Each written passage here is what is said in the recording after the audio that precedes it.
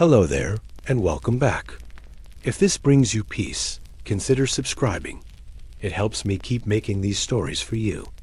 Tonight, we'll wander into the creaking world of Viking ships, where salt clung to every surface, where survival was never guaranteed, and where the thought of lasting even a single day might leave you shivering, whether from the cold or from the sheer exhaustion. Settle yourself in now. Dim your lights. Let your phone rest a little further away than usual. Maybe take one deep breath and then another. Let's drift together, slowly, into the rhythm of history told gently, like the rocking of an old wooden boat. Imagine the sound first, because sound was the heartbeat of the Viking ship. The groan of oak planks as the vessel flexed against the weight of the sea, the slap of waves echoing like slow applause against the hull, the wind threading itself through the rigging with a low whistle that might carry on for hours. And of course, the voices never fully quiet. Men talking in their rough dialects, muttering complaints about the chill, about the work, about the endless horizon that seemed to go on forever. If you close your eyes, you can almost feel it. The air damp, the taste of brine settling on your lips, the deck slick with spray and with tar. It is not the place most of us would dream of for comfort, and yet it was home for them. Now, here's the thing. You would not last a day on such a ship, not because you are weak, but because the Viking vessel demanded a rhythm of body and mind that our modern muscles, cushioned by soft chairs and balanced diets, no longer recognize. These ships were sleek, yes, designed to cut through water with an elegance that even modern engineers admire. But that elegance came at a cost. There was little shelter. There were no cozy cabins with candles and bunks. You slept where you sat, beneath a woolen cloak if you were lucky, or you didn't sleep much at all. Rain fell, and you simply became wet. Ice gathered, and you simply endured. The daily tasks alone could drain you before noon. Imagine being given an oar taller than you are, carved from heavy pine, and told to pull, not for 5 minutes, not for half an hour at the gym, while music plays in your earbuds, but for hours on end, sometimes 12 hours, sometimes more. Your entire body straining, while the horizon doesn't seem to move. And the beat is kept not by a playlist, but by the steady voice of a steersman, or by the necessity of survival. Miss the rhythm, let your oar dip at the wrong moment, and you could cost your crew speed, or worse, you could send the whole row crashing into chaos. It was teamwork at its rawest, without applause, without medals, only survival as a reward. And the food. Oh, the food would hardly tempt you. A Viking voyage was not a feast, no matter what popular images of horned helmet banquets might suggest. Food had to be light enough to carry, durable enough not to spoil, and filling enough to keep a grown man rowing. That meant dried fish, hard bread that could chip a tooth if you weren't careful, porridge that was more water than oats, and if you were lucky, perhaps some dried meat or cheese. Fresh water was stored in barrels, but barrels could go foul, and then the water you swallowed carried a sourness that never quite left your throat. No lattes, no iced tea with lemon, just the bare minimum. And yet there was beauty here too, if you knew how to see it. Picture dawn breaking over the northern seas, the first pale strip of light melting the darkness, glimmering on the water as the ship rose and fell with the tide. Picture seals appearing on the edges of ice, their eyes curious, their heads turning like lanterns bobbing above the surface. Picture the sail, dyed a deep, rusty red, swelling with wind as though it were a living creature. To be on a Viking ship was to be caught between misery and majesty, always both, never one without the other. You might think, well, perhaps I could adapt. Perhaps with time, I would learn to pull the oar, to endure the wet cloak, to swallow the stale bread without complaint. But then there was the sheer unpredictability of the sea. Storms came without warning. A gray morning might thicken into black skies, rain pelting like stones, the wind so strong it tore at your breath. And there were no weather apps, no radar, no cozy voice telling you the storm would pass in 20 minutes. You held the tiller, you hauled the ropes, and you hoped the gods were in a good mood. There's a story told in one old saga of a crew caught in a storm off the coast of Iceland. The rain came down in sheets, the sea rose higher than the mast, and the men sang, not to celebrate, but to keep themselves from despair. Imagine clinging to your oar, waves crashing, darkness all around, and the only sound above the storm is a low chant, voices cracking, yet steady, as though song itself could be the rope that held the ship together. It's a haunting thought, and perhaps, in its own way, a comforting one. You see, the Viking ship was more than just wood and rope. It was a test of human endurance, of cooperation, of spirit. To last even a day required a body toughened from childhood, a stomach used to scarcity, and a mind resigned to hardship. Modern life has softened us. We complain if our Wi-Fi is slow, if our chair doesn't have the right lumbar support, if our takeout is late.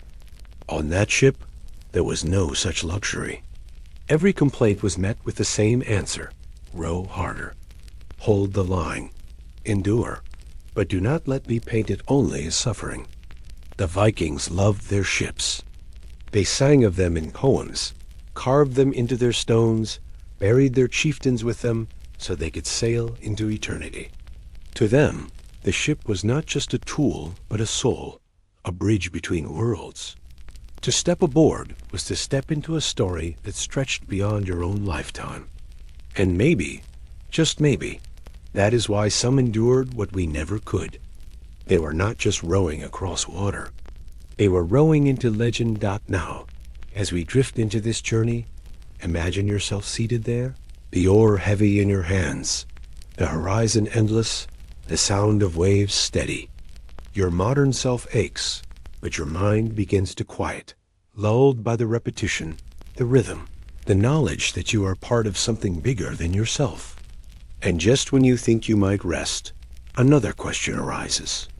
If the days were this hard, what happened when the nights fell? When the lights went out? When the sea turned black?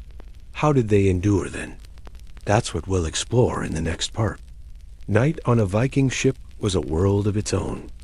If the day demanded sweat and muscle, the night demanded patience and courage. By daylight, at least you could see the horizon, measure the waves, know where the sun was climbing and falling.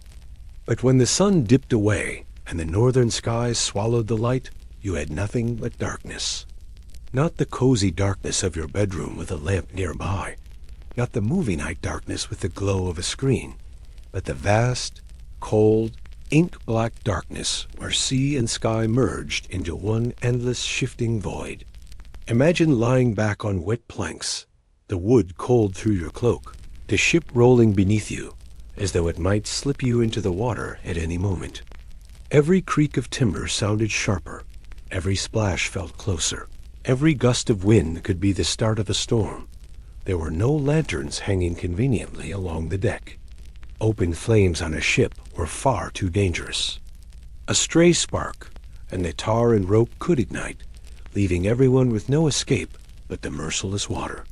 So instead, you had the faint glow of the moon, when it was kind enough to appear, and the shimmer of stars, when the clouds did not cover them. Imagine those stars, clear and bright in a way few of us ever see anymore, stretched from one edge of the horizon to the other, the Milky Way so sharp it looked almost painted across the heavens. To the Vikings, those lights were more than pretty. They were maps, silent guides pointing the way when no land was in sight. The North Star in particular was a friend, a constant, telling them where north truly lay. But what about the crew? How did they spend those long, damp nights? Sleep was scattered, fitful. Some curled beneath cloaks, their heads resting on bundles of rope or on shields, whatever offered the least splintered surface. They shivered, even in summer, because nights at sea cut colder than you would imagine. Others took turns watching, eyes on the horizon, ears tuned for changes in the water's rhythm, for the sudden crack of sailcloth, for the shouts of men stirring in alarm. There was no deep rest, no warm fire to gather around. It was survival on a schedule, half awake, half alert, a constant cycle of drowsing and waking, like rocking in a cradle that never fully stops. Now, picture the sounds at night. During the day there were voices, commands, laughter, even songs. At night, voices dropped low. Sometimes there was singing still, but softer, almost like lullabies. Slow chants meant as much to calm nerves as to honor the gods. The sea itself became the main voice. The lapping of water against the hull, the distant call of seabirds if land was near, the sigh of wind. Some nights were peaceful, rocking gently, almost soothing, like the ocean itself wanted you to sleep. But other nights brought dread. If you've ever lain awake at home, every creak in the house sounding like a ghost or an intruder, imagine that feeling multiplied by 100, with the ghost being the sea itself, vast and hungry. It is here, in the darkness, that the mind wandered. Vikings told stories, and they told them well. A night might pass with someone murmuring a saga, tales of gods and giants, of heroes long gone, of dragons and treasures. These were not fairy tales for children. They were anchors of memory, ways to remind themselves that hardship was the price of greatness, that their ancestors had endured worse, and that the gods were listening. One might speak of Odin, the one-eyed wanderer, who traded sight for wisdom. Another might whisper of Thor, whose hammer rang like thunder across the sky, perhaps echoing in the storm clouds above.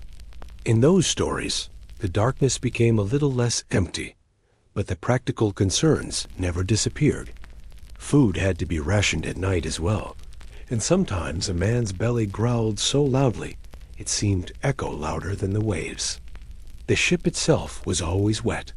Cloaks were damp, hair clung to foreheads, and the smell was a mix of tar, sweat, and salt. Even trying to sleep, you were never truly comfortable. You shifted, searching for a dry patch of wood, a corner not crowded with elbows and boots. And then the cold would reach you again, reminding you that comfort was a luxury left on land. Imagine yourself there. You've rowed all day. Your arms ache, your hands are blistered. You sit down, pulling your cloak around your shoulders, but it's soaked, heavy, sticking to you like a second skin. You lie back on the hard deck, and the ship rocks, threatening to roll you right off if you relax too much. Above you, the stars stretch out, endless. Beside you, men snore, others cough, one shifts and mutters in his sleep.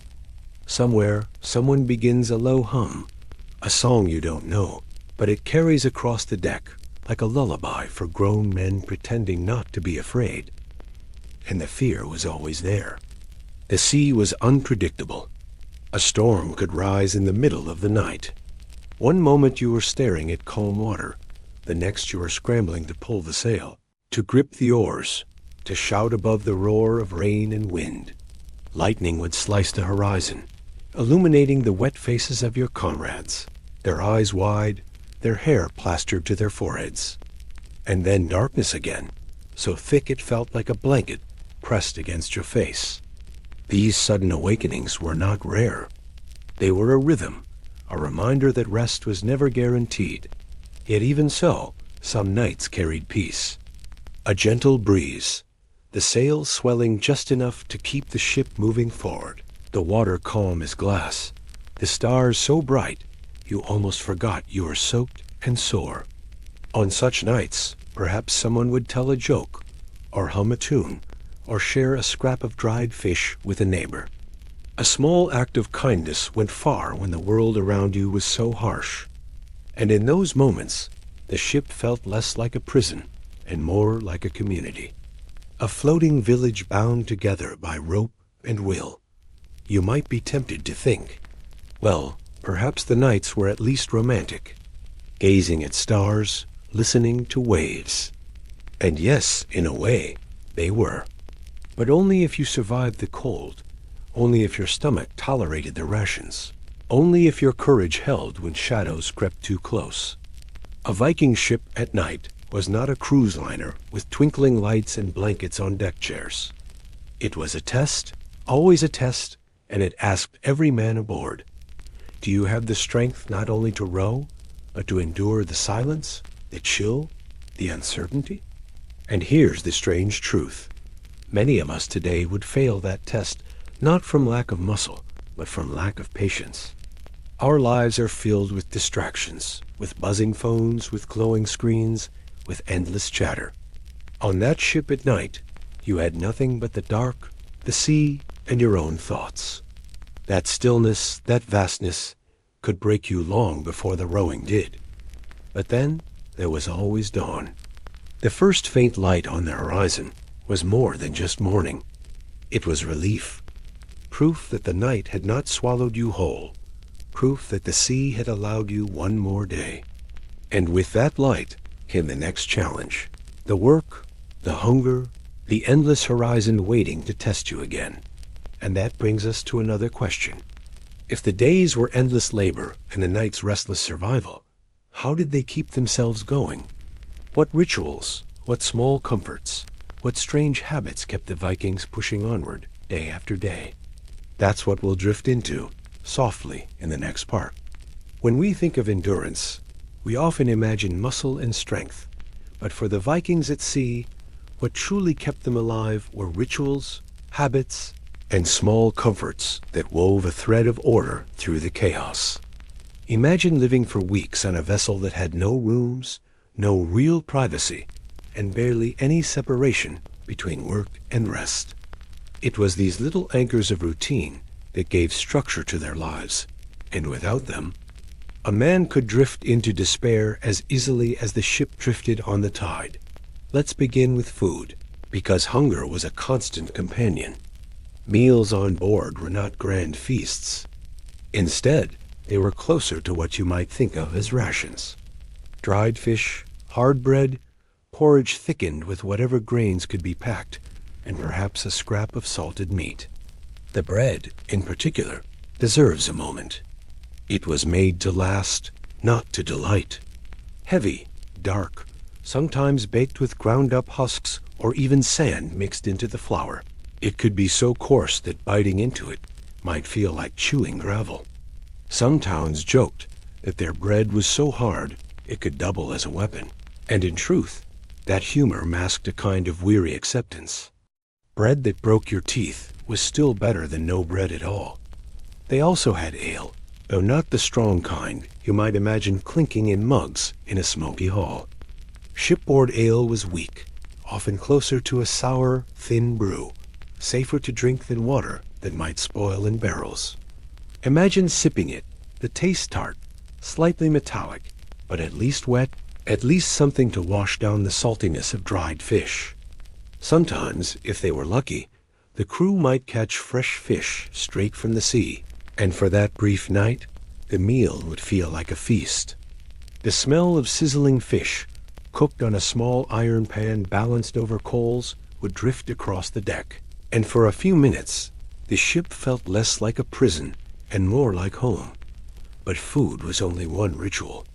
Another was grooming, though not in the way we imagine spa days or scented oils. For Vikings, keeping themselves and their gear in order was both practical and symbolic. They combed their hair with simple bone combs, not out of vanity, but to prevent lice from spreading across the crew. They cleaned their weapons, even at sea, because a rusty blade could mean death if a raid or fight came unexpectedly. And they mended their clothing, patching wool and leather with whatever scraps they carried. Imagine sitting cross-legged on the deck, a needle in hand, the ship rocking beneath you.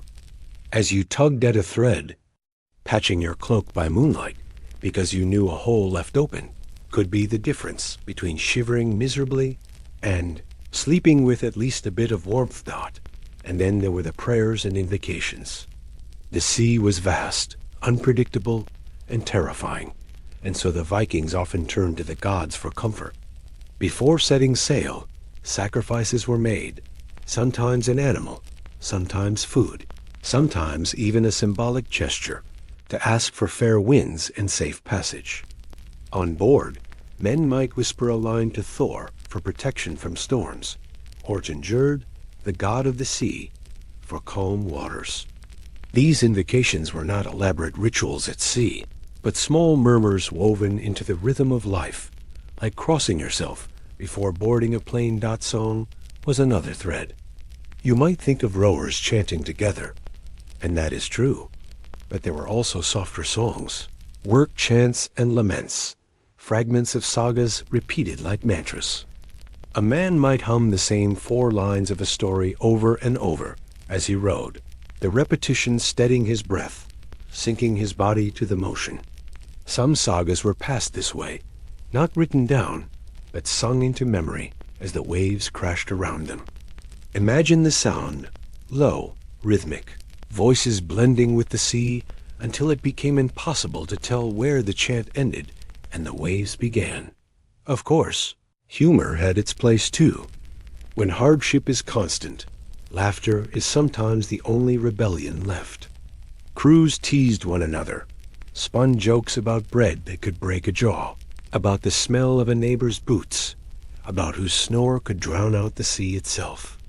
These jokes were not meant to wound, but to bind, a shared smile in the face of endless gray skies. Think of it like modern office banter, except the office was an open deck, the walls were waves taller than houses, and the HR department was Odin himself. Games sometimes appeared as well, though simple ones. Knucklebones, carved from animals, might be tossed like dice. Men wagered scraps of food, a turn at rest, or simply pride.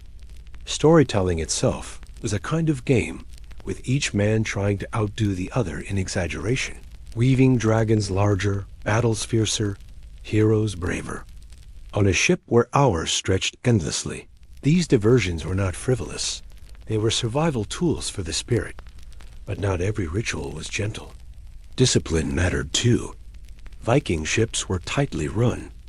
If a man faltered in his rowing, he might be mocked or scolded. If he endangered the crew by negligence, punishments could be harsh: extra duty, fewer rations, or worse. The sea did not allow for slackers. Every man aboard was responsible for the lives of all, and so the rituals of discipline kept them sharp, kept them fearful of letting one another down. And then there were rituals of protection. Amulets were common. A small hammer of Thor hung from a cord, a carved rune etched into wood or bone, a charm tucked beneath a cloak. These tokens carried no scientific power, of course, but they carried belief, and belief was strength when waves threatened to swallow you. Imagine clutching a small pendant as the ship pitched wildly, telling yourself that this token, this tiny piece of carved bone, was a lifeline between you and drowning Dot when you add it all together. The rituals of Viking sailors were less about luxury and more about survival. Food to sustain the body, grooming to prevent disease, song and story to sustain the mind, prayers and amulets to calm the spirit, discipline to bind them together. Without these, the endless days and nights would crush them. With them, the misery became manageable, even meaningful. Picture it now. You've just finished a long shift at the oar.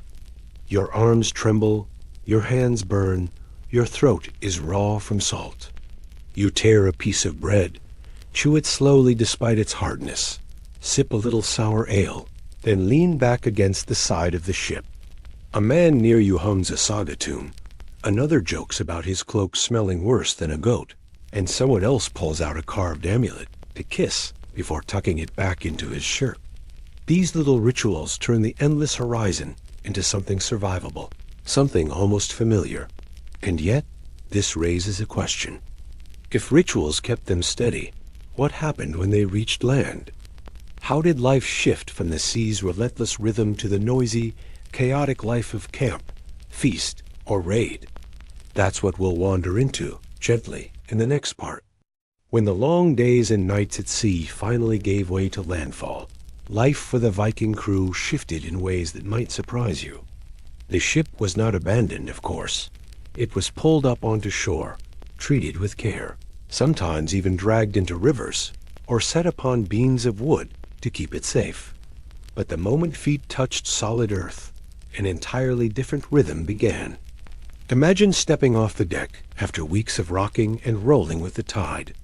The ground itself might feel strange, steady but unsettling, as though your legs had forgotten what solid earth truly meant.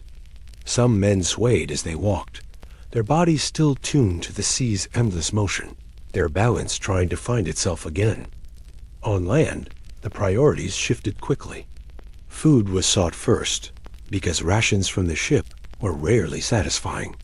If the crew landed in friendly territory, perhaps a nearby village, they might feast roasted meats, fresh bread, butter, and ale richer than the sour brew aboard. The smell alone must have been intoxicating after weeks of stale grain and salted fish. But if the shore belonged to hostile lands, or if it was uninhabited, the work of survival continued. Fires were built, game hunted, water collected, shelters raised. Imagine the relief of stretching out on grass instead of wet planks, the comfort of sleeping near a fire's warmth instead of beneath a wet cloak, the sound of crackling logs replacing the ceaseless slap of waves. But it wasn't only about survival. Camps were places of community, of story, of ritual. The Vikings were not mindless raiders. They carried their culture with them wherever they went. Songs grew louder around fires, sagas stretched longer, and laughter spilled out under the stars. The same men who grumbled at the oars might now be boasting of their strength, reenacting battles with exaggerated gestures, or telling jokes at one another's expense. Imagine sitting among them, the firelight flickering across rough faces, the smell of roasting meat filling the air, and someone beginning to chant a tale of Odin's wanderings or Thor's battles. Land also meant trade, and here the Vikings thrived. Though they are most famous for raids, many voyages were as much about commerce as conquest. On the shorelines of foreign lands, goods were bartered: amber from the Baltic for silk from the east, furs for wine, iron for silver. A Viking crew might arrive fierce and armed, but many times they left with their ships, laden not with plunder, but with purchases. It is strange to think of men who spent their nights half frozen on open decks, haggling over the value of cloth or spices. But this was their reality too. Imagine one sailor, his hands still calloused from rowing, carefully weighing silver coins, his eyes lit not by thoughts of war, but of wealth to bring home dot. And then there were the rituals of honor. A successful landing, a fortunate trade, even the survival of a difficult voyage. All these might be marked with small ceremonies. A toast poured to the gods, a chant of thanks endured for safe waters, a blessing over weapons before the next raid. These moments were not stiff or formal. They were woven into the rhythm of camp, like raising a glass at a family dinner. But for the Vikings, the gods were never far, and to ignore them would have felt reckless, even dangerous. It is worth remembering, too, that not all landfall was welcome. Sometimes ships crashed against rocks, torn by storms, forcing the crew to stumble ashore with what little they could save. Sometimes they landed in hostile villages, where spears greeted them before bread did. And sometimes the shore itself was empty, barren, offering no more comfort than the sea. Imagine stepping onto rocky ground, nothing but gray cliffs and gull cries, the wind cutting colder than before, and realizing you had no choice but to push on again, back into the ship, back into the endless water. Still, for those brief pauses on friendlier ground, life could almost feel normal again. There were games, wrestling matches, contests of strength, mock battles with shields.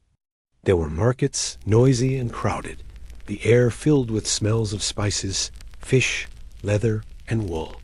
There were moments of quiet, too, when a man might walk away from camp, stand by a river, and simply breathe without the sound of oars in his ears.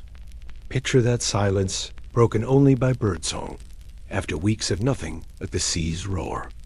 It must have felt like stepping into another world. Women were part of this rhythm as well. Though not always aboard ships, they were often present at camps and in trading settlements. They managed goods, organized trade, told stories, tended children, and sometimes even fought. The stereotype of the Viking world as purely male misses this balance. Imagine a campfire where women's voices rose in song alongside the men's, where children played between tents, their laughter carrying across the night. These were not just raiding parties. They were traveling communities. And then, of course, came the raids.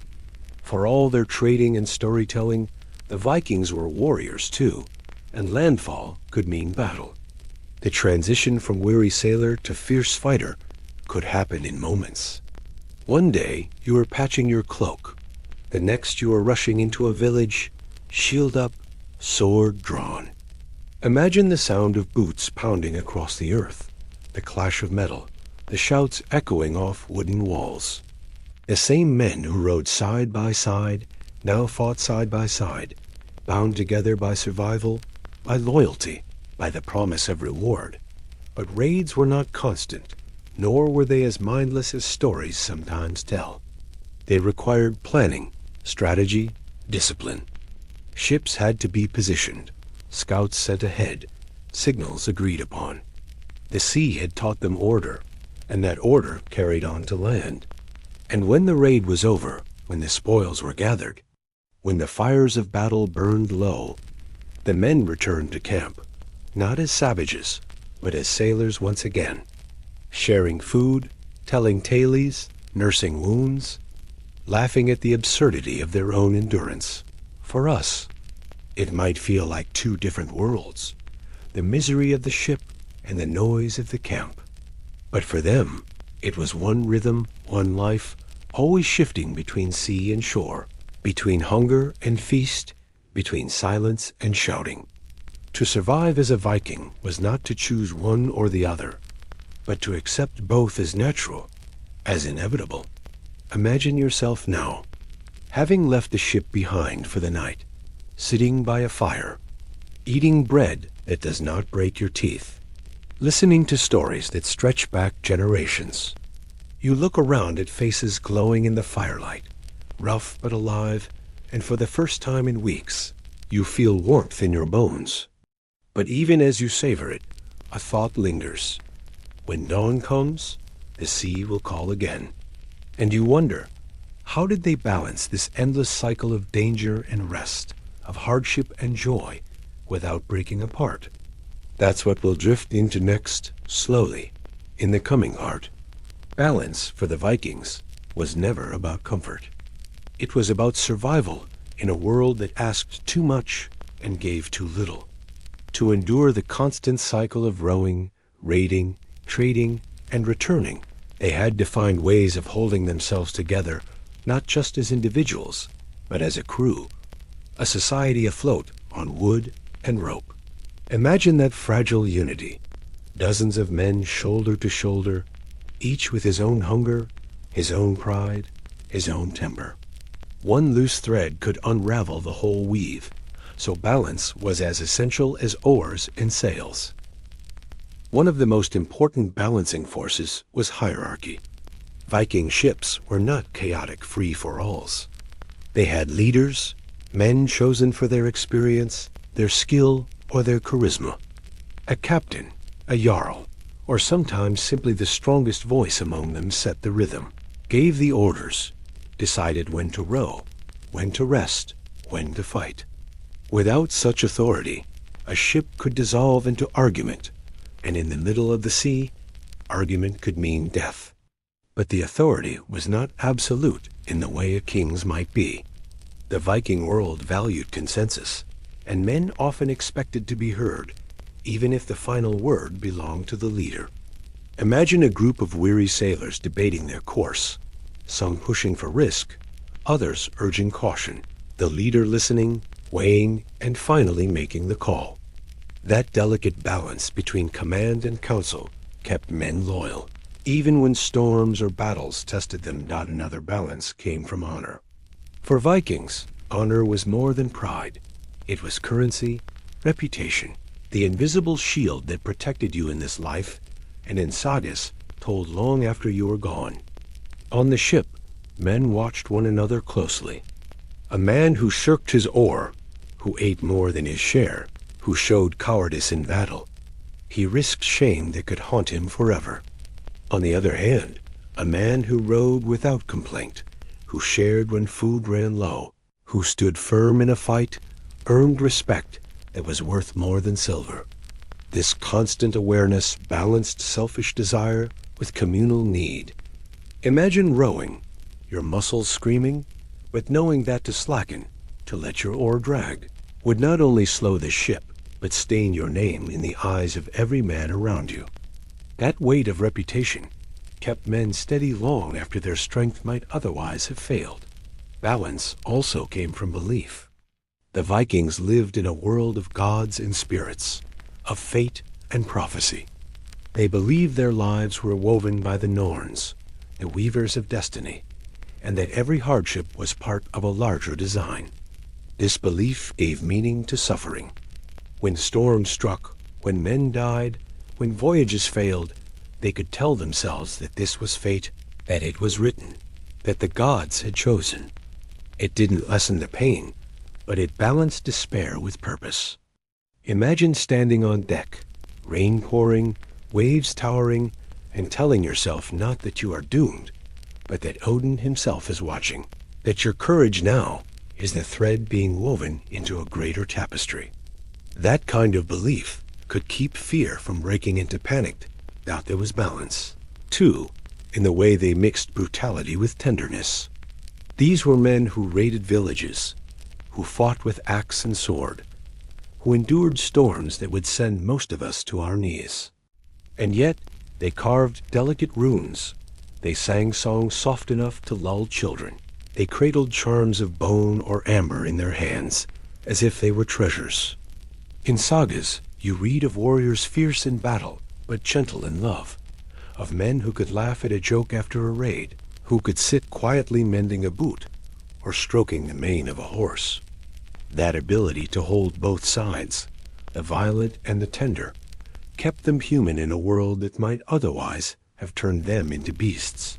Balance came from community, from the shared rhythm of the crew.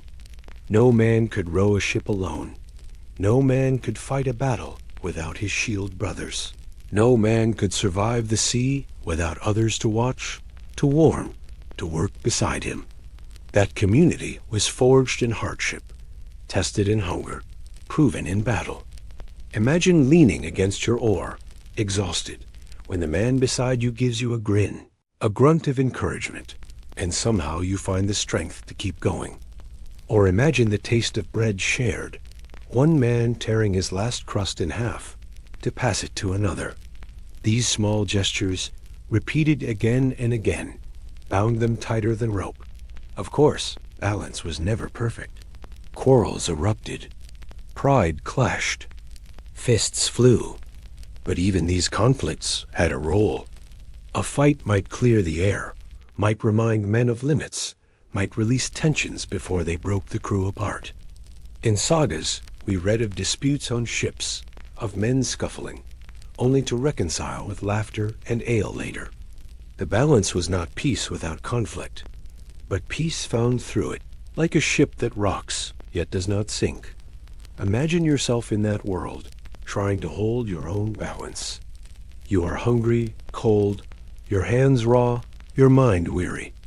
And yet, the structure around you, the leader's voice, the crew's rhythm, the honor code, the belief in fate, the jokes, the songs, the shared suffering, keeps you from breaking.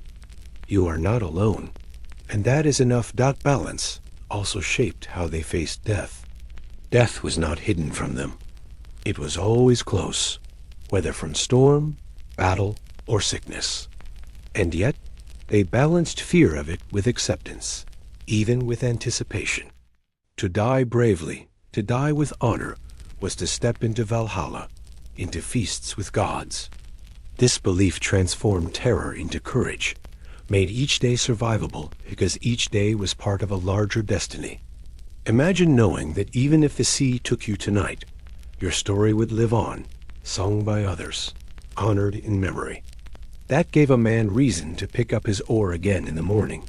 This delicate weaving of forces, authority, honor, belief, tenderness, community, acceptance of death, is what allowed them to endure. It was not strength alone, not muscle alone, not ferocity alone, but balance. And it is perhaps this balance that explains why the Viking world lingers in memory, not just as a tale of warriors, but as a tapestry of human resilience. Picture yourself now, drifting back to that ship, feeling the weight of the oar, the sting of salt, the ache in your body. But also picture the grin of the man beside you, the chant rising from the crew, the charm hanging from your neck, the voice of the leader steady and calm. You are tired, but you are steady, because all around you, balance holds. And yet, balance could not exist without belief in something beyond the sea and the ship. The myths, the stories, the gods, these were not background details, but lifelines. So what did the Vikings truly believe? What stories did they whisper into the night to steady themselves against the vast dark? That is where we'll wander next, softly, into the myths and legends that made their world more than wood and water. The Vikings did not sail only on wood and water. They sailed on stories, on myths as powerful as the waves themselves. When you live in a world where storms can rise out of nowhere, where sickness comes without warning, where the sea seems endless and merciless, you need more than strength to endure. You need meaning. And for the Vikings, meaning came from their gods, their legends, their myths whispered under the stars. Imagine yourself again on that ship, rocking in the night. The man beside you hums a low tune, and another begins to tell a story, his voice carrying softly across the deck. That story is not just entertainment. It is a shield against despair, a map of the unseen world, a reminder that even the gods wrestled with chaos. Odin was often at the center of those stories.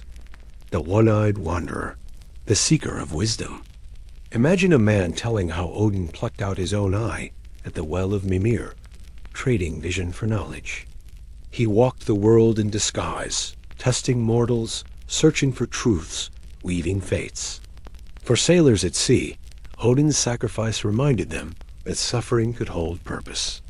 To endure hunger, to lose comfort, to row until arms burned, this too could be a kind of offering, a step toward wisdom.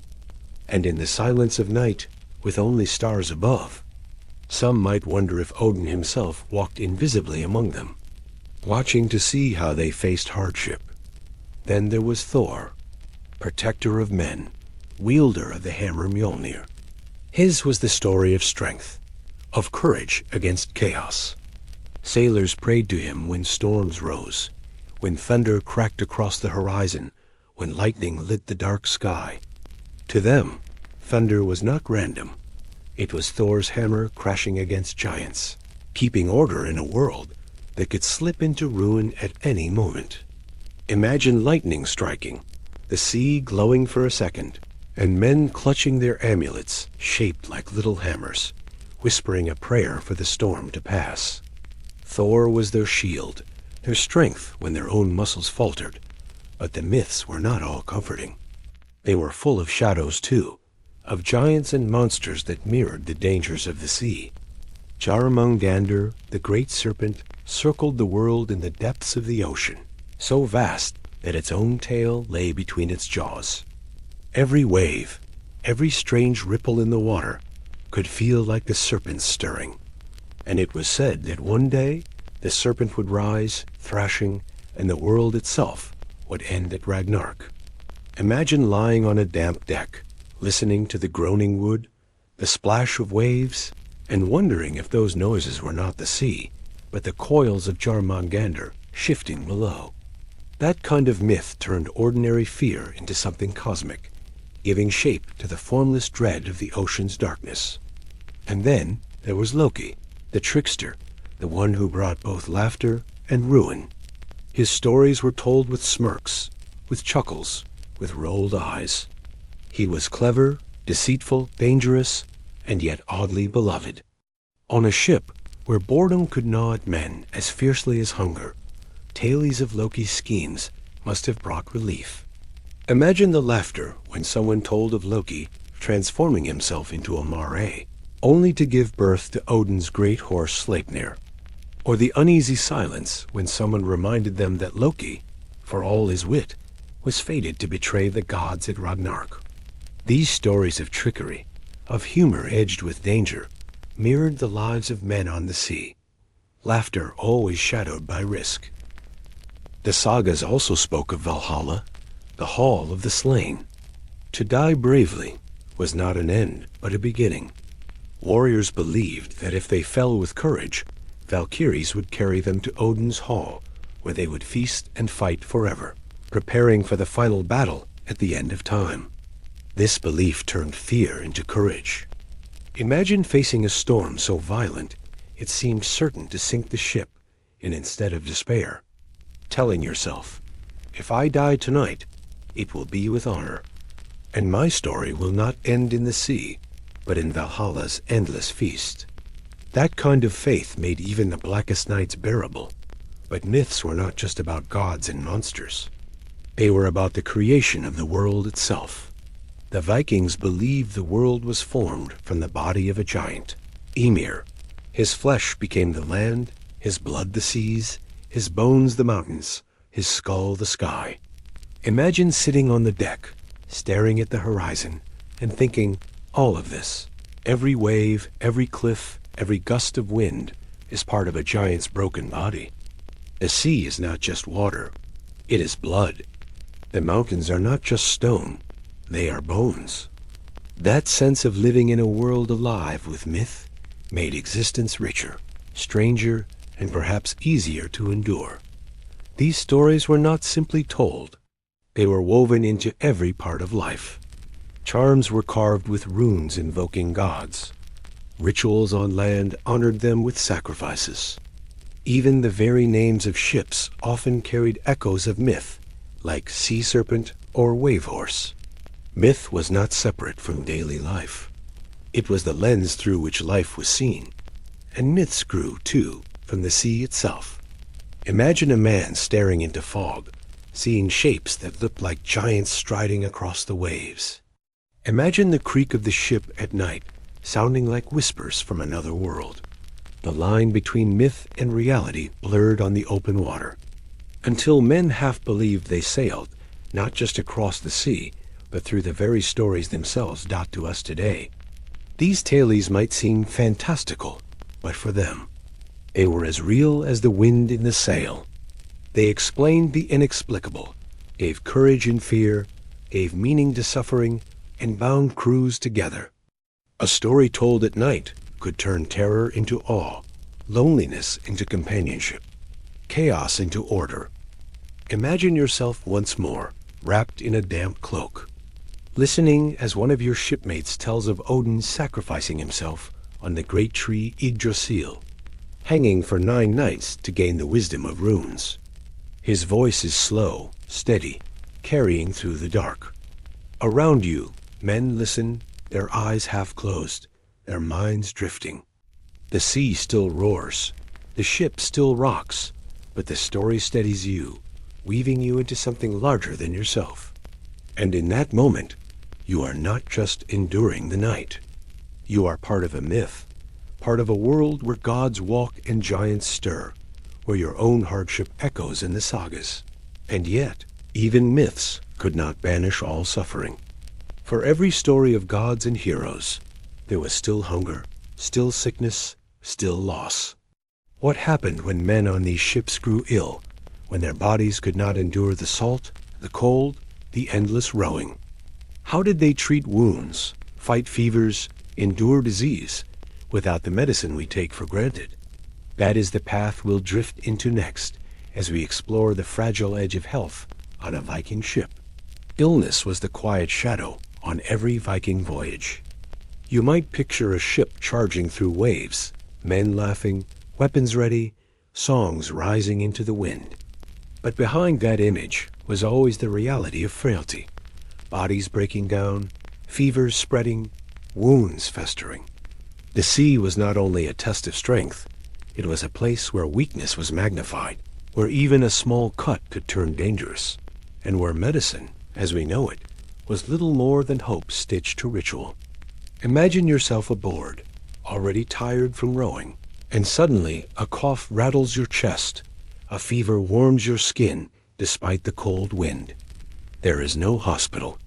There is no doctor waiting with medicine. There is only the crew, the gods, and whatever remedies they carried in pouches in memory. The Vikings did no herbs. Their world was filled with plants they believed could heal, soothe, or protect. Yarrow was used to staunch bleeding, willow bark chewed for pain, something not far from our own aspirin. Garlic, onion, and honey were prized for their cleansing properties. Imagine a man wounded in battle, a cut across his arm. Another crew member, crouched beside him on the slick deck, presses a poultice of crushed herbs against the wound, binding it with a strip of cloth torn from a cloak. The smell is sharp, earthy, mixed with the salt of blood and the tang of sea spray. There is no guarantee it will work, but it is better than nothing, and often better than despair. They also used charms, prayers, and runes carved into wood or bone. Illness was not only physical, it was spiritual, a disturbance of balance. A fever might be seen as the work of a spirit or a curse, and so healing could mean whispering charms, placing an amulet under the tongue, or chanting runes over the patient. You might smile at the thought, but when the sea was black and the night long, those rituals carried power of their own. Imagine lying feverish, your shipmates placing a hammer amulet against your chest, murmuring to Thor for strength. Whether or not the fever broke because of the ritual, the comfort was real. But even with herbs and charms, sickness spread quickly. The ship was crowded, wet, unsanitary. Lice, fleas, and worms were common. Cuts from oars or ropes often grew infected. A simple stomach illness could sweep through the crew, leaving men too weak to row. Imagine the smell: sweat, sickness, stale food, the sour stench of vomit mixing with tar and seawater. And yet there was no escape. You endured, you helped your comrades, or you prayed not to be next. Some sagas mention crude surgery, shocking to imagine at sea. There are accounts of wounds being cleaned with spirits, cauterized with hot iron, even stitched with horsehair thread. The patient might be held down by fellow sailors, his cries swallowed by the waves, while the healer worked quickly with a knife not much cleaner than the wound itself. Imagine watching this by firelight, the ship rocking gently, while a man grits his teeth and another presses an iron blade to seal his flesh. It was brutal, but sometimes it saved a life. And then there were the teeth. Viking skeletons tell us much about their health, and one detail stands out: their teeth were worn down, often painfully so. Hard bread and grit in flour ground their teeth like sandpaper, and abscesses were common. Imagine trying to row with a swollen jaw, the pain radiating through your skull, no relief, but maybe chewing herbs or biting on a strip of leather. Some even filed grooves into their front teeth, not for function, but for display, a kind of warrior fashion. Pain, it seems, was part of the look. Malnutrition also haunted long voyages. Without fresh fruit or vegetables, scurvy could creep in, gums bleeding, joints aching, skin bruising at the slightest touch. We don't know how often it struck, but sailors anywhere faced the same danger. Imagine trying to pull an oar while your legs throb, your gums bleed, and your skin feels as fragile as parchment. Even if you survived storms and battles, your own body could betray you. Yet amidst all this, there was care. For all their reputation as fierce raiders, Vikings tended one another. A crew could not afford to lose men easily, and so they nursed the sick, shared food, prayed together. Imagine a man burning with fever, his shipmate dipping cloth into seawater, laying it across his forehead, fanning him with a scrap of cloak, whispering encouragement. Small kindnesses mattered, especially in a world so harsh. Death, however, was never far. If a man died at sea, his body might be cast into the waves, given to the deep. Sometimes rites were performed, words spoken to the gods, perhaps a coin pressed into his palm for the journey beyond. Other times, necessity left little room for ritual.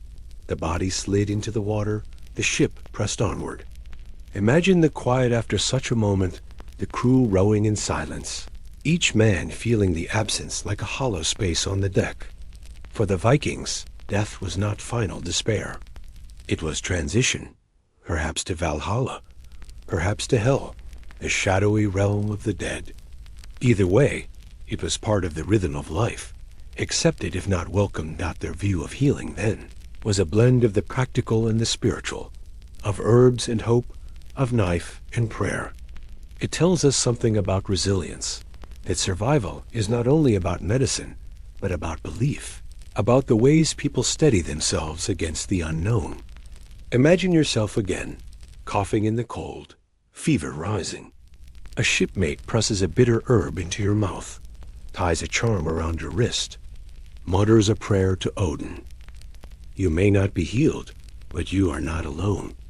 And that can make all the difference.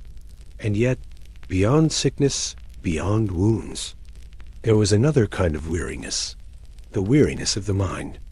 To live in constant motion, to face endless horizon, to endure storm and silence. It pressed not only on the body, but on the soul. How did the Vikings keep their minds from breaking? How did they endure not just the pain of flesh, but the loneliness of spirit? That is where we'll drift next, into the unseen world of Viking emotions and the quiet battles fought inside. The sea was not only a test of the body, it was a test of the mind, the spirit, the fragile balance inside every man who set foot on a Viking ship. If hunger gnawed at the stomach, if cold stiffened the muscles, loneliness and monotony gnawed at the soul. Imagine being surrounded by nothing but water for weeks, the horizon never changing, the same faces staring back at you every day, the same tasks repeated again and again. That kind of life could unravel even the strongest, unless the mind found ways to weave patterns of calm. Silence was one of the hardest weights to carry. Today, we live in a world crowded with sound, the hum of electricity, the buzz of phones, the chatter of voices. But on a Viking ship, especially at night, there are only the sounds of waves, wood, and wind. At first, it might seem peaceful, like a lullaby. But after days, after weeks, that silence could feel like emptiness pressing in from all sides.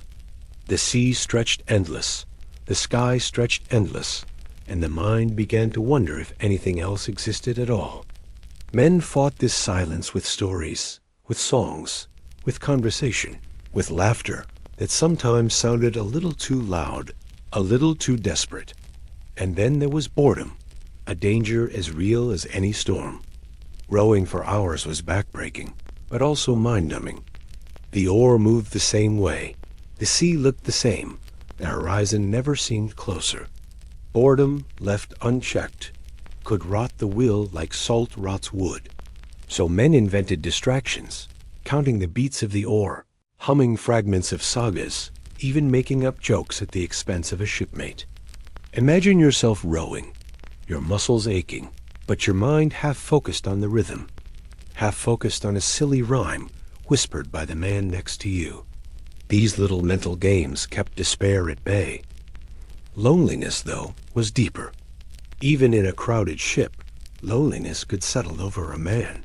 He might think of his home, of his family, of children left behind, of a wife waiting, or perhaps not waiting.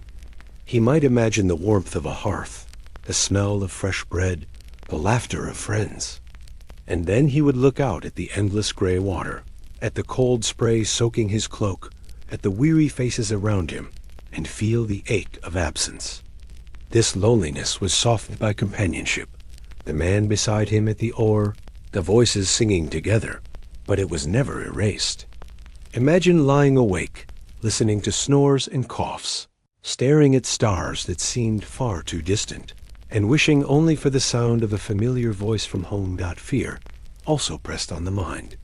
Fear of storms, fear of enemies, fear of sickness, fear of the sea itself. The ocean was beautiful, yes, but also merciless, and the smallest mistake could mean death. Men whispered prayers to gods, clutched charms, muttered sagas, not just out of faith, but out of fear. And yet, in time, fear became part of the rhythm. Like the ache in their arms, it never went away, but it dulled into a background hum. Something endured rather than fought. But there were brighter currents in the mind as well. Pride gave strength.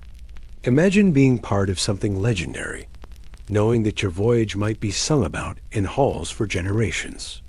The idea that your suffering now could make your name echo in sagas was a powerful salve. And hope, fragile but real, kept men steady too. Hope of reaching land, of returning home, of wealth and glory waiting at the end of the voyage. Each dawn was proof that they had survived one more night, and each night carried the promise of another dawn. The Vikings also knew the value of laughter. Even in hardship, humor bloomed like a stubborn weed. A man slipping on the wet deck, another teasing him about smelling worse than the bilge, a clever remark about the bread so hard it could double as a weapon. These small moments of laughter lifted the weight for a moment. Imagine a circle of men, their ribs showing, their hands raw from rope, but their laughter ringing out across the water like bells. It did not erase the hardship, but it transformed it into something bearable. They found comfort, too, in ritual. The same chant repeated night after night, the same prayer whispered before eating, the same amulet touched before sleep. These repetitions gave a sense of control in a world where control was scarce. Imagine the relief of routine, of knowing that even when the sea tossed unpredictably, you could still whisper the same words, hum the same tune, touch the same charm.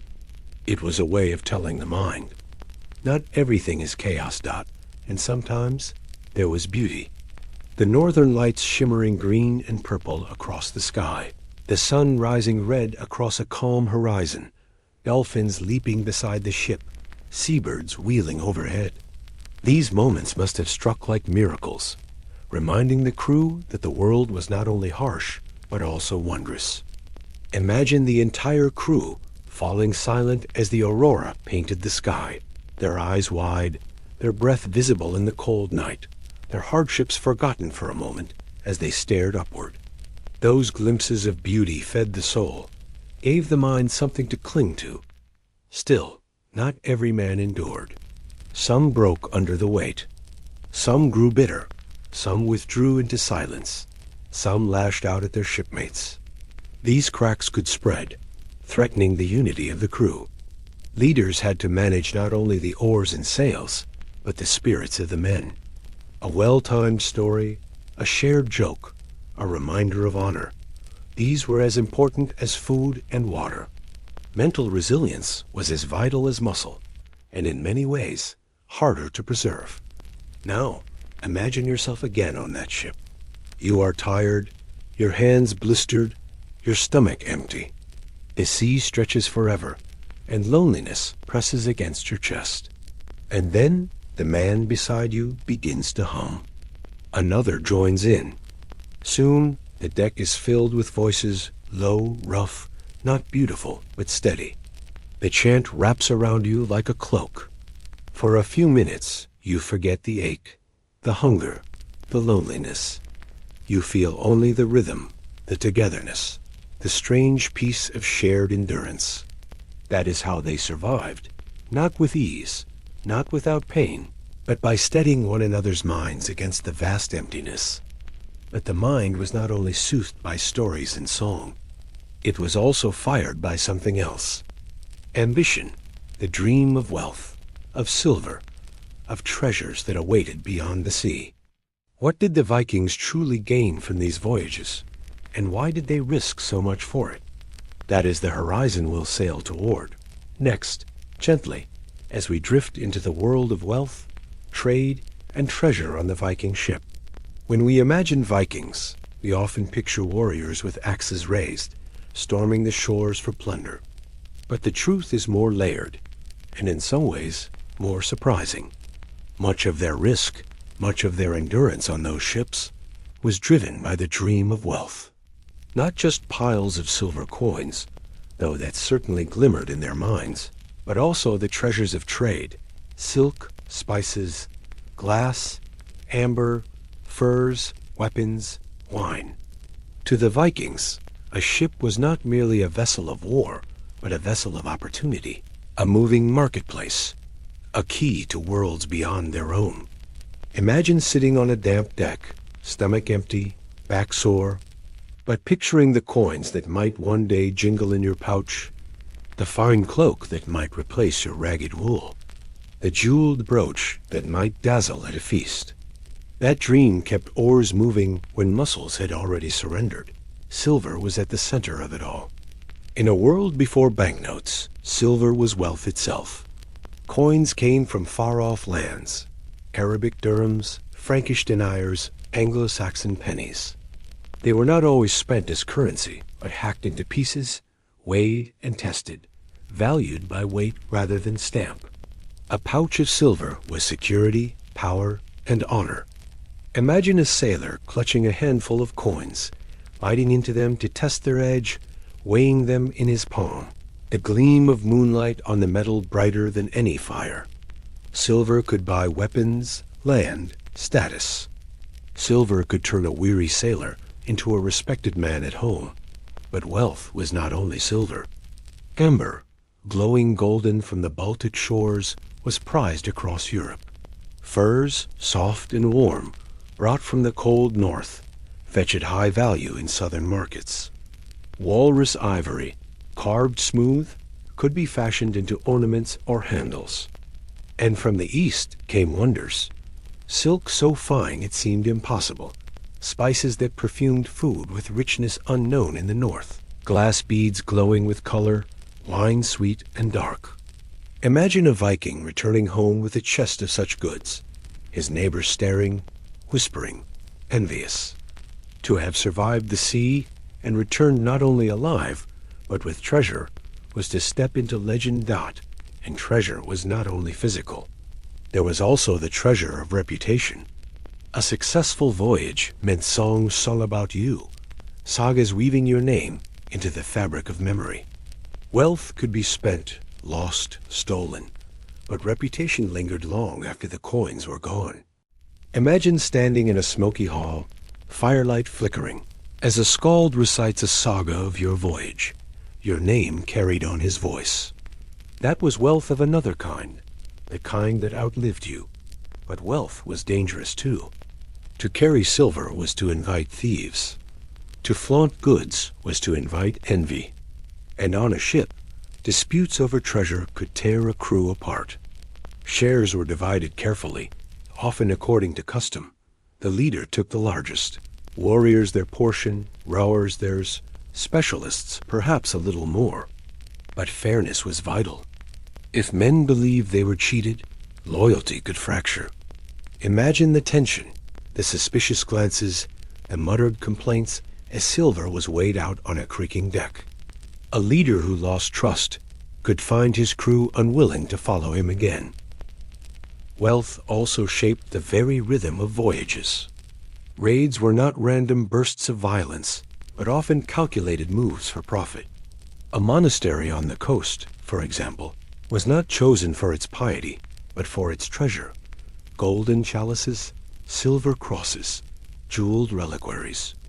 These were wealth in concentrated form, unguarded by walls, tempting to men who had risked storms for far less.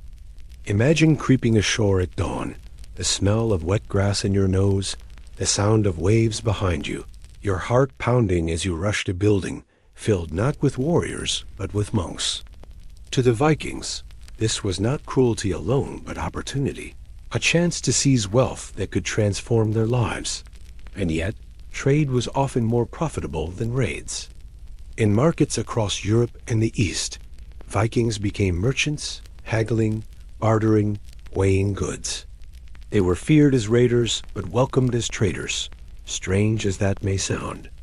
Ships might dock in Dublin, in York, in Constantinople, even in Baghdad. Imagine the shock of a sailor from the cold north stepping into a bustling market in the east, the air thick with spice, the streets crowded with fabrics, the sound of unfamiliar tongues. For him, this was not just wealth, but wonder, proof that the world was far larger than the fjords of Homedot. Of course, not all voyages ended in riches.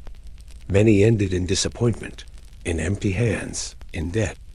A sailor might return home with nothing but stories, his neighbors less than impressed, his family weary of his absence. Wealth was always uncertain, always a gamble.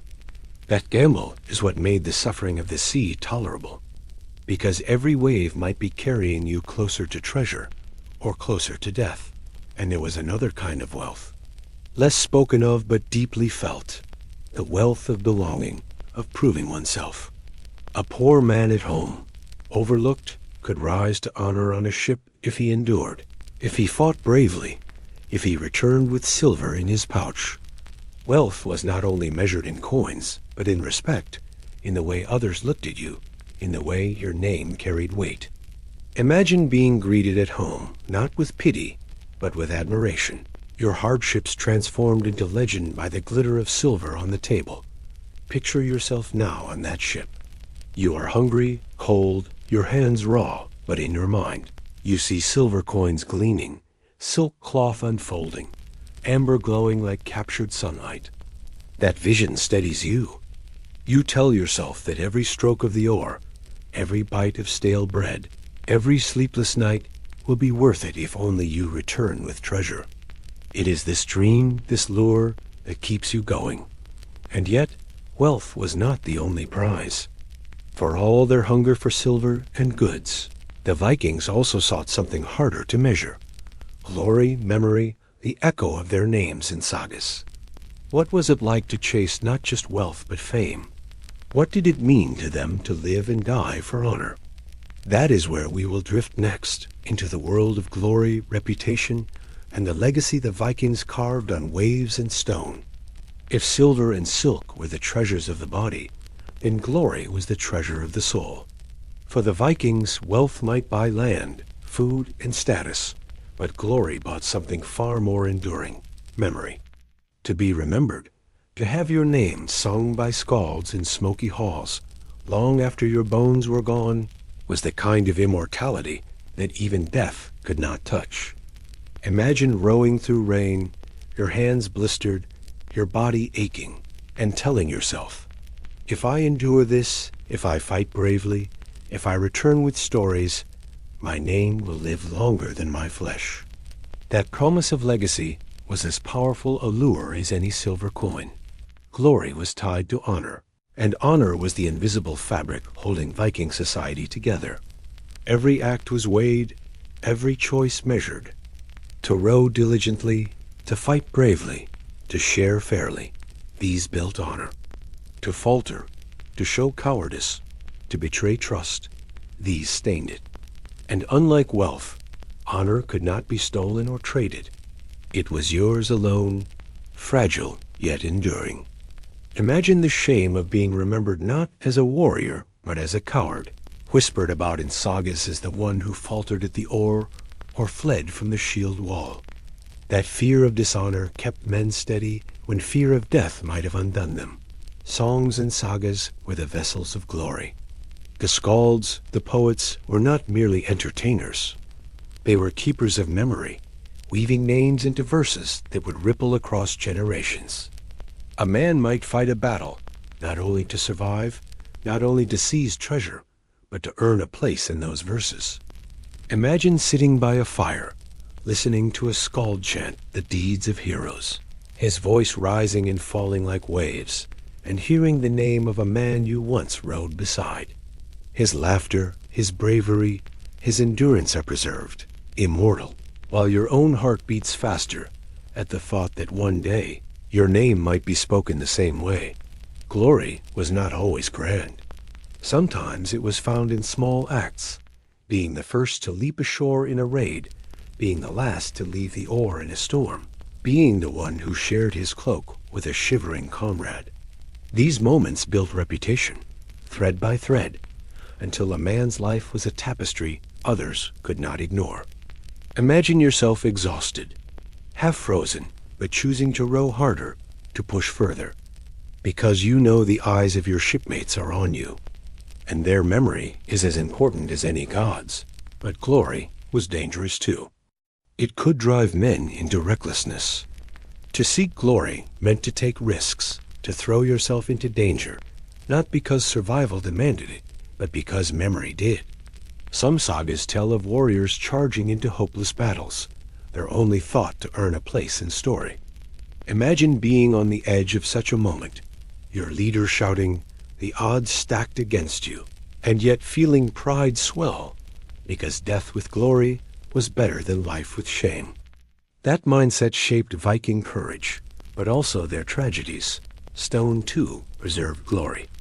Rune stones, carved with names and deeds, stood as markers not only for graves, but for memory. Here lies so-and-so, who sailed east, who fought bravely, who gained silver. Imagine standing before such a stone, tracing the grooves of runes carved deep, your fingers cold on the stone, the name of a man long gone still alive in words. To be carved into stone was to resist the erasure of time, to stand against forgetting. That, too, was a form of immortality. Glory was not only personal, but communal. A ship's success reflected on every man aboard. To be part of a voyage remembered as great was to bask in its memory, even if your own name was never sung. Imagine returning home, villagers crowding to hear tales of your ship's triumph. And though your name is not in the saga, you know you were there. You endured, you carried the oar, you faced the storm. That shared glory bound men together, gave them pride in something larger than themselves. But glory was not only about bravery. It was also about cunning, about wit, about the ability to outthink an enemy or survive against the odds. Some sagas praise not the strongest, but the cleverest, the man who tricked a foe, who outwitted danger, who turned weakness into victory. Imagine the pride of telling not of how you swung a sword, but how you outsmarted a dozen men with only words. That too was glory, and it lingered in story just as long as feats of arms dot, of course. Not every man found glory. Many died nameless, their bodies swallowed by the sea, their memory fading before their families even learned of their deaths. This too was part of Viking life, the quiet acceptance that glory was a prize, not a guarantee.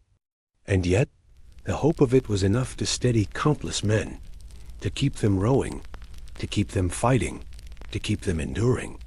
Imagine sitting in the dark, knowing you might die tomorrow, but telling yourself, if I do, perhaps my name will be sung. That hope gave meaning to suffering. There is something profoundly human in this hunger for memory. Even today, in our softer lives, we yearn to be remembered, to be seen, to matter beyond the moment. For the Vikings, this yearning was sharper, harder, because life itself was harsher, shorter, more fragile. To live only for food and shelter was not enough. To live for glory was to push beyond survival into meaning. Picture yourself again on that ship. The oars creak, the waves slap, the night is cold. You are weary, but you look at the men beside you, and you realize you share something larger. Every stroke of the oar, every scar, every hardship is building a story. Maybe not for you alone, but for the ship, for the crew, for your people. And in that thought, you feel pride. A pride that lifts you, that makes the horizon seem less endless. But even glory was not everything. For all the grandeur of sagas, life on the ship also carried strange, ordinary moments, the quirks of daily existence, the odd habits, the small details that rarely make it into legend, but made up most of the hours. What was it like to live through the mundane reality of a Viking voyage? The smells, the sounds, the peculiar little rituals no saga would bother to mention. That is where we'll drift next, into the everyday life aboard the ship. The details that made up their world, minute by minute. The sagas tell us about heroes, about battles, about voyages that changed history. But they rarely pause to linger on the small, ordinary details of what it felt like to live aboard a Viking ship. And yet, those small details were what filled most of the hours, most of the days, most of the weary nights. If you truly want to know why you wouldn't last a day on a Viking ship, you must step not only into the storms and the raids, but also into the smells, the sounds, the tiny discomforts that wore men down drop by drop, like water hollowing stone. Start with the smell, because it would have reached you before anything else. A Viking ship smelled of tar, thick and sharp, used to seal the planks against the sea. It smelled of wet wool, cloaks that never quite dried, cloaks that carried the sourness of sweat and the salt of spray. It smelled of fish, always fish, dried fish eaten for meals, bits of fish caught fresh, even scales stuck between the boards. And layered over it all was the smell of men. Dozens of bodies packed close, sweating, coughing, spitting, all without the luxury of soap or baths. Imagine crouching on that deck, your nose full of these mingled odors, and realizing there was no escape from them. You breathed it in with every breath, until the smell itself became a kind of sea you had to swim through. The soundscape was just as relentless. The slap of water against wood was constant, sometimes gentle, sometimes like the crack of a drum.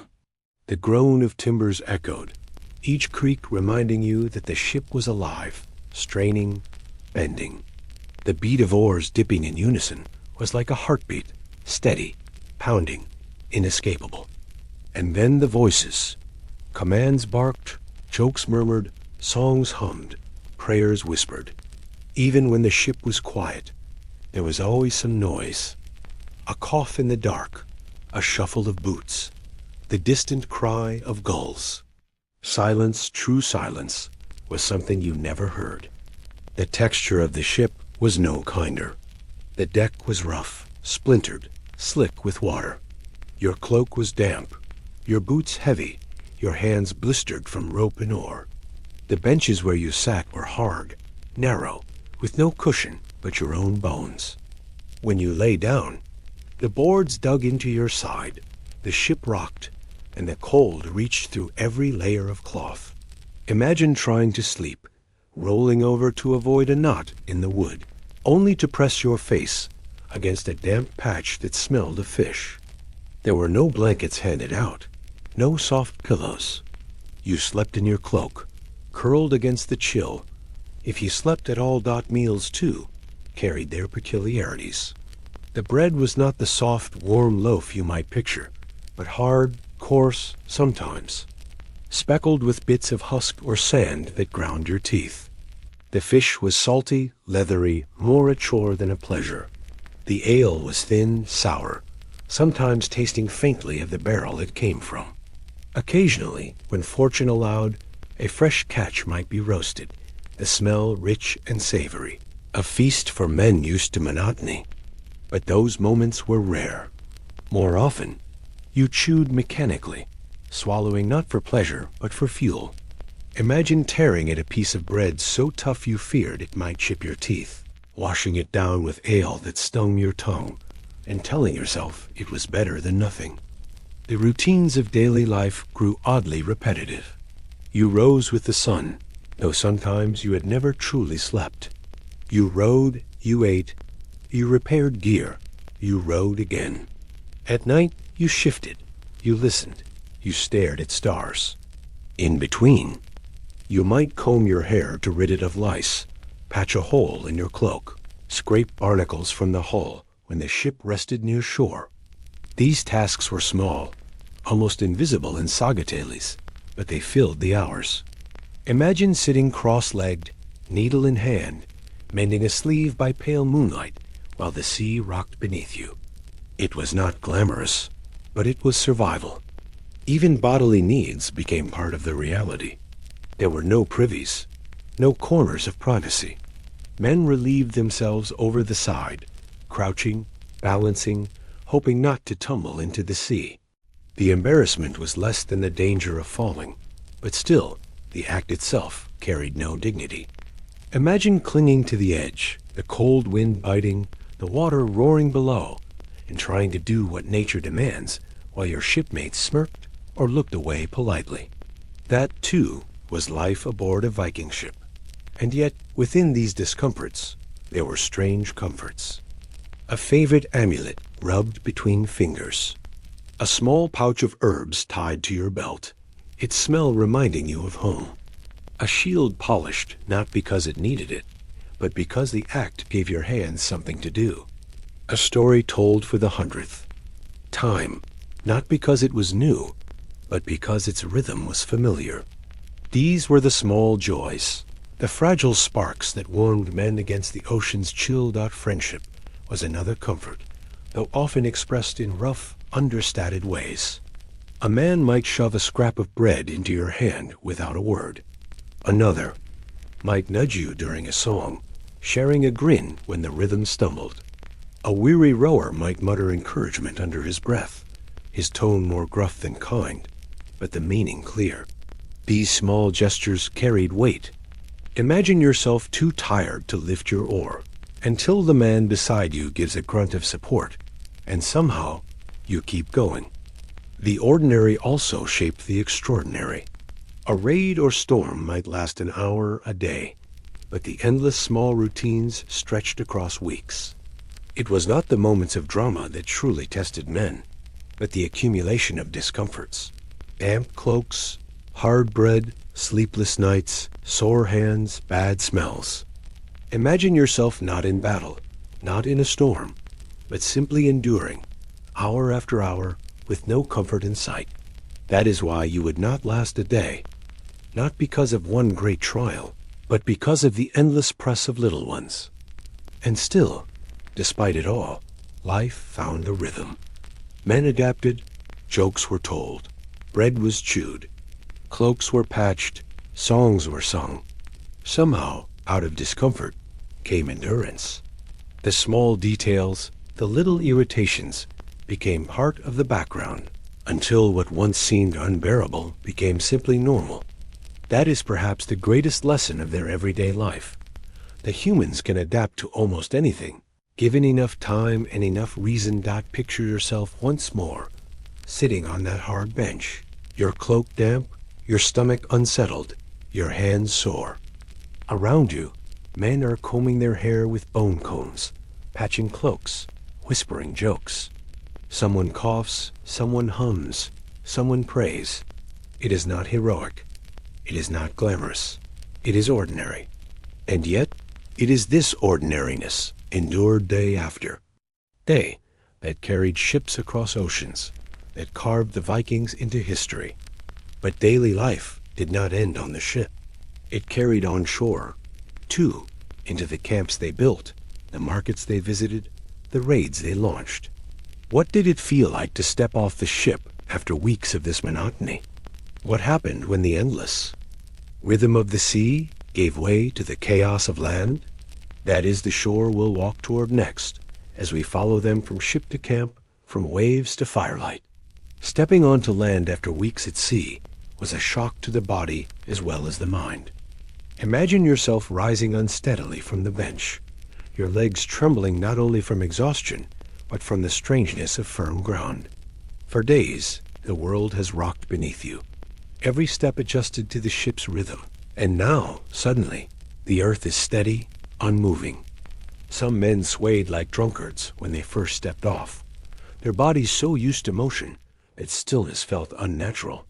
But the shock gave way quickly to relief. Land meant food. Land meant fire.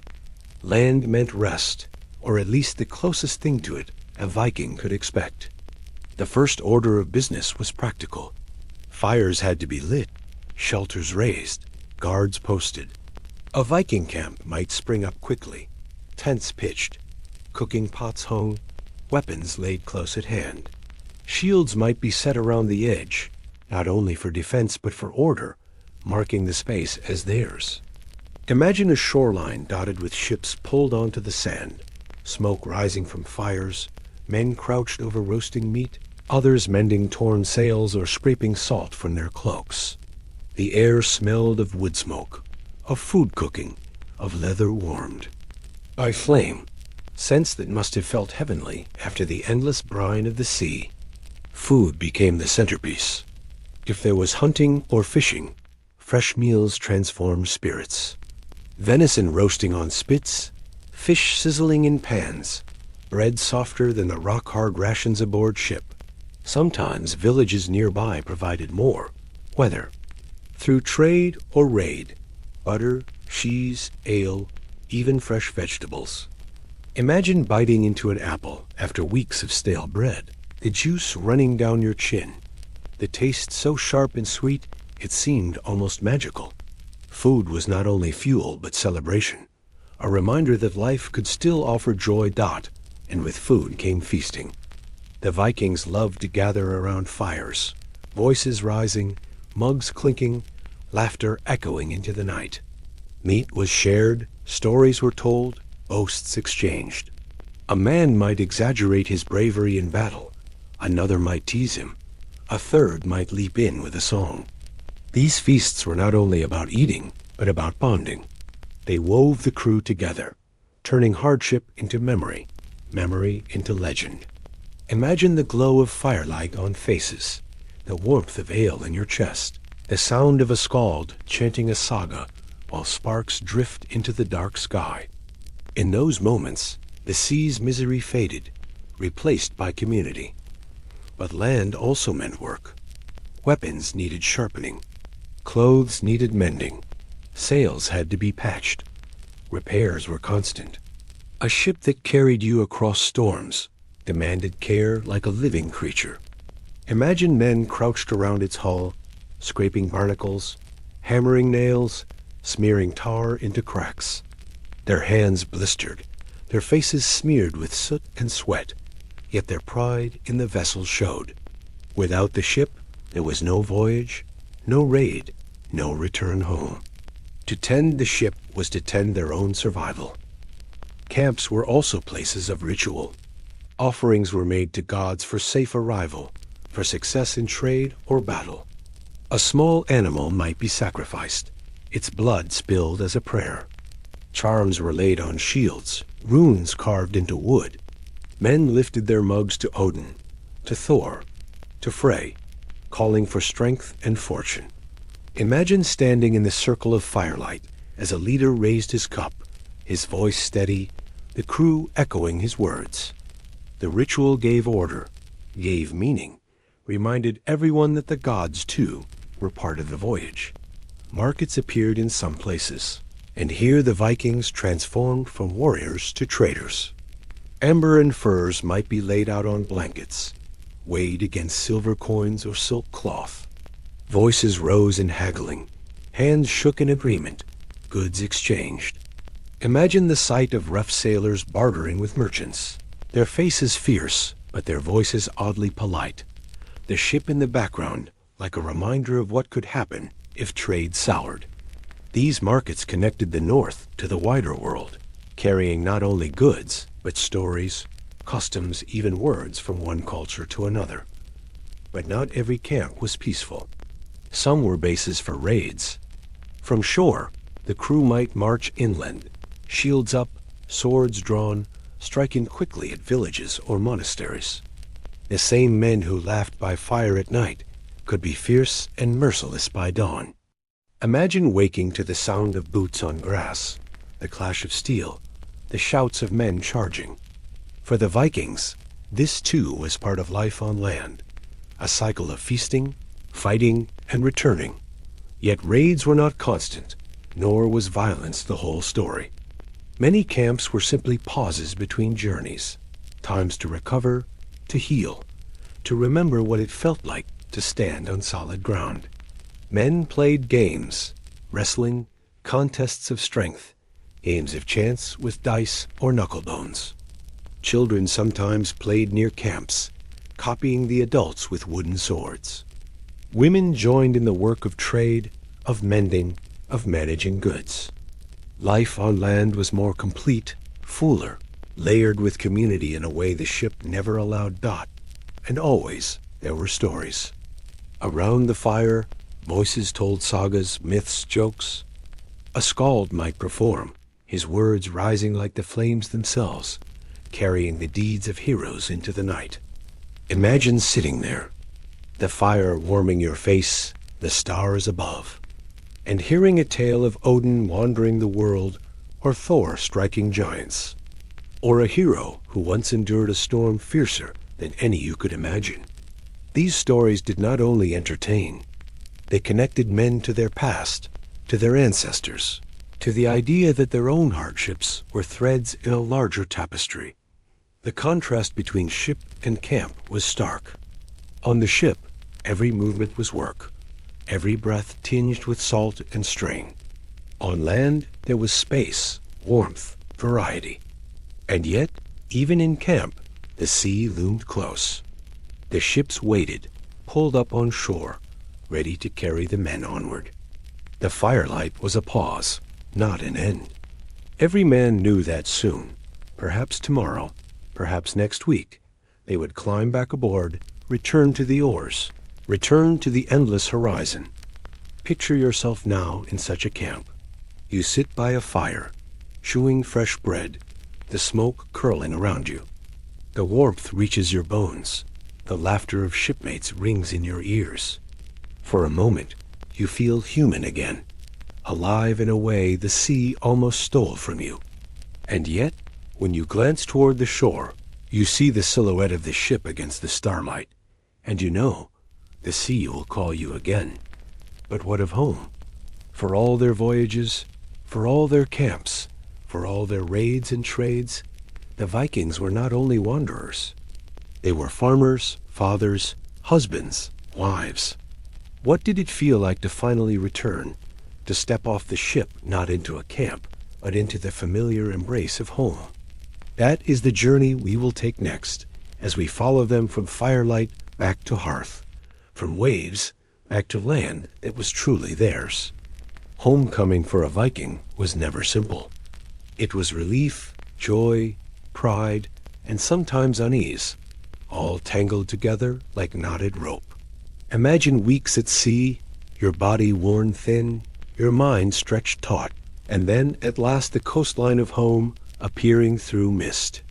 The fjords carved deep into the land, green slopes rising above dark water, the smell of pine drifting on the air. To see home after such hardship was almost overwhelming, as though the earth itself reached out with steady hands to catch you. The first sight was often the longhouse, smoke rising from its roof, the carved posts standing firm at the entrance. Families waited, their eyes scanning the ships as they approached. Wives, children, parents, friends, their hearts tight with worry, their voices caught between fear and hope. Imagine a woman shading her eyes, her breath catching as she recognized a sail, then a face among the crew. The shouts of greeting rang out, echoing across the water. Oars dipped faster. Men grinned despite their weariness. And suddenly the endless sea felt worth enduring for this single moment. But the homecoming was not only reunion. It was proof. Proof that you had survived when others had not. Proof that you had brought something back. Silver, goods, stories, honor. The first steps onto the dock or shore carried weight. Neighbors gathered to see what you had gained, to hear what you had endured.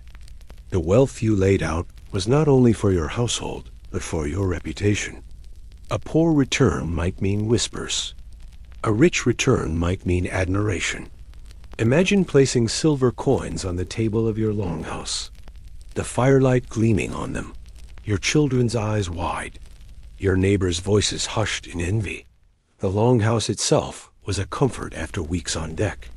Wide, smoky, warm, filled with the smell of wood and stew instead of tar and fish. A fire glowed in the center. Benches lined the walls, cloaks dried by the heat. Meals were hearty. Bread softer than the ship's, meat stewed with herbs, ale strong and rich. Imagine sitting there, stretching your legs, your cloak finally dry, your stomach full, the hum of conversation around you. It must have felt like sinking into a warm bed after a lifetime of cold stone-bound family bonds. Too were tested and renewed.